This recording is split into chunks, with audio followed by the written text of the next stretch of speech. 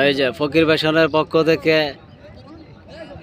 Unit 8 একাদশ বিপক্ষে খেলতেছে ইউনিট 1, 2 গ্রুপে খেলা হচ্ছে।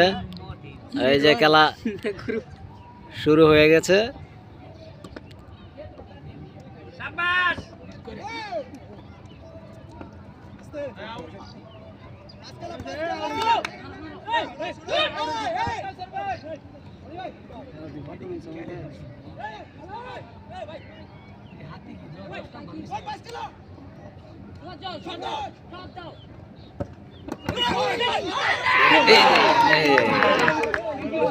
ইউনিট 8 একটা খেয়াল আছে।